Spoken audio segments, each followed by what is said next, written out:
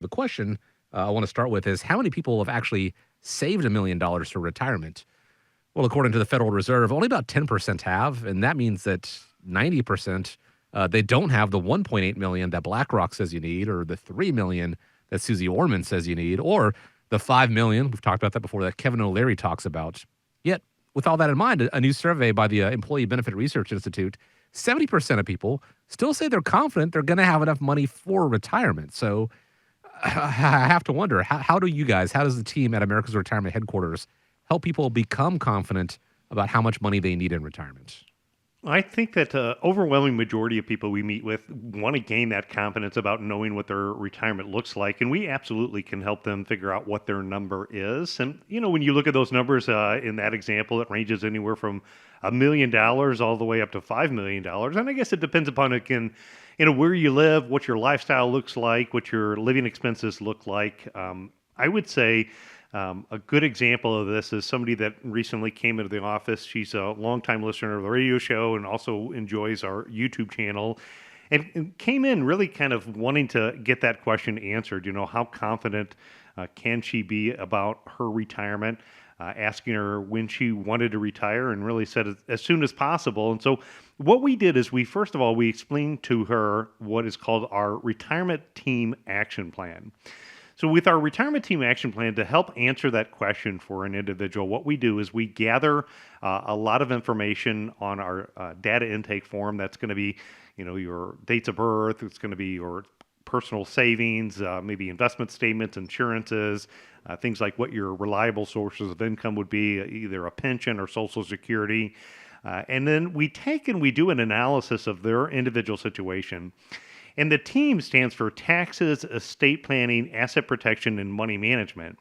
As we go through and we're reviewing her individual goals and objectives, we're taking a look at some things. A couple of things jumped out at me, right away in our first meeting. Number one, she was smart enough to pay off her mortgage and her debts. I would say one of the characteristics of somebody confident in retirement time is somebody who doesn't have a big outstanding mortgage or debts that they owe, being debt free. She also, I think, was really good at diversifying her savings approach.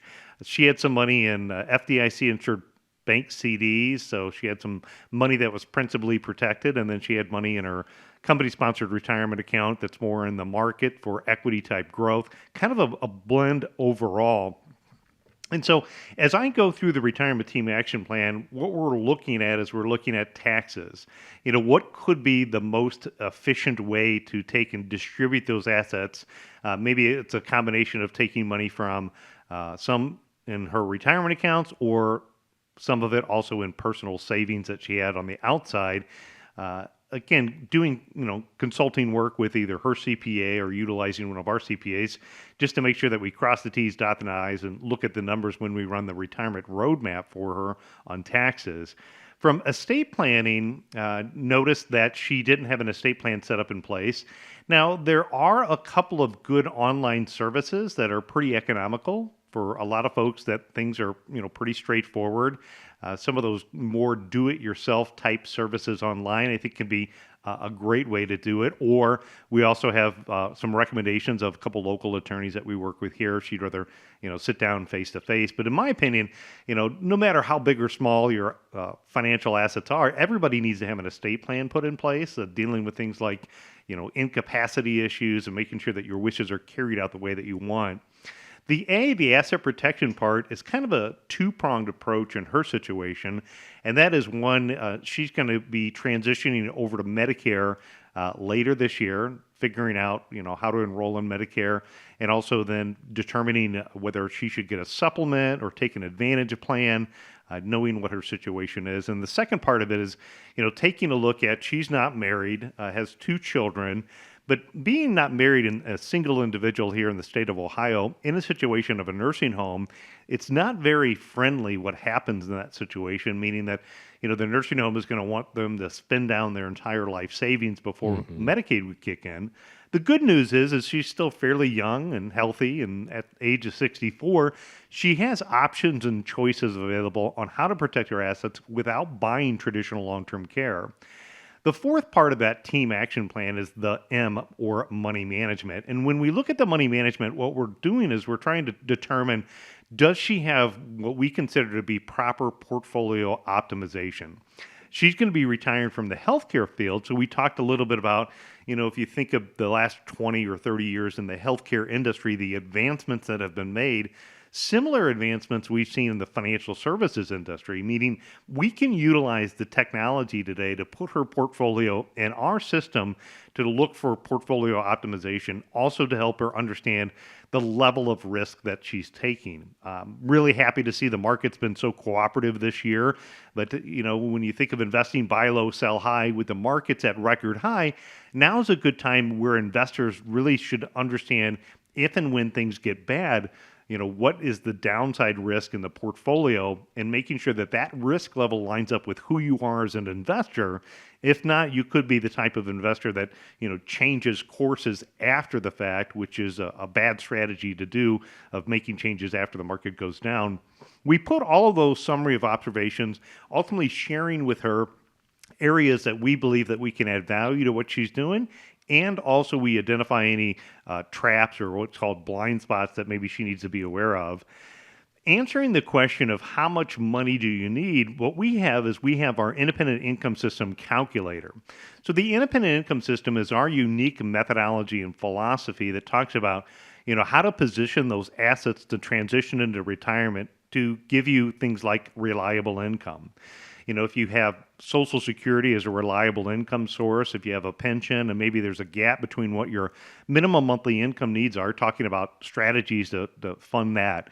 Looking to have a bucket of money that's designed to give you a pay raise in the future, how to position your equities in the long-term growth bucket of money, having money set aside for rainy days or emergencies that come up along the way. And then once you figure it out, how to put all of your portfolio together in a more efficient manner, protecting those assets, again, from the healthcare planning perspective, and then efficiently planning your estate is the philosophy behind that.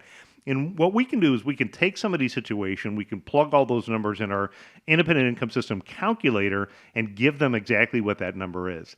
The next thing that we're going to do for her is we're going to help her build out a written retirement income plan.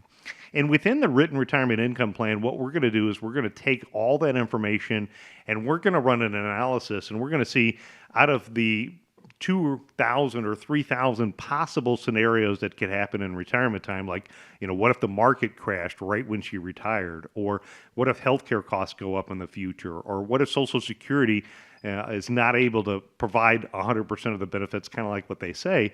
Looking at those scenarios, then we're going to find out how many times it makes it to the end. And that is going to be able to give her that number that makes her confident. If there is maybe some weakness in the plan, maybe it's only, let's say, 75% of the time it makes it to the end zone, then what it does is allows us to go in and start taking a look at why are the reasons the plan doesn't make it to the end.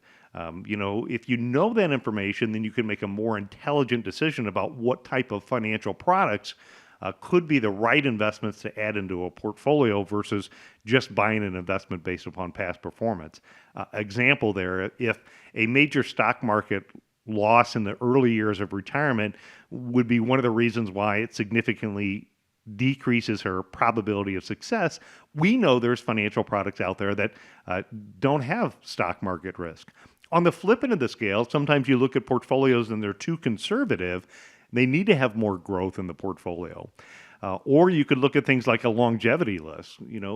Her family talked about they have good longevity in her family. And so if her 401k or her company retirement plan doesn't guarantee income for life, there's other vehicles that provide more reliable income that she could put in the portfolio. And so by taking all of those steps, again, walking her through the retirement team action plan, showing her the independent income system calculator, and helping her create that written retirement income plan is going to be the way that I believe she can gain confidence to know she has enough money in for retirement time. So if you're a listener, either on WSPD here, Toledo's largest talk station, or if you're listening on one of our podcasts or even on our YouTube channel, and you're not confident about your plan, we'd be happy if you have more than $250,000 saved up for retirement to help walk you through those tools and resources that we offer here to be able to help you gain confidence. And if the numbers aren't strong enough, then we'll walk you through a game plan on how to increase that confidence. Again, happy to do that. Just give us a call. Tell us you need the retirement team action plan, and we'll make that happen for you. I think it kind of makes sense that, the more money you have saved towards your retirement, the easier your retirement prospects are going to be probably, but it doesn't mean that you need to have $1 million saved, nor does it mean that having $1 million means you're going to be okay. Actually having a plan in place is paramount, and that is what you get with the retirement team action plan. So if you're interested in finding out more, again, and you've saved $250,000 or more towards your retirement, give a call. Set up a time to speak with the guys. 419-794-3030 is the phone number, or go to the website, and that's arhq.com.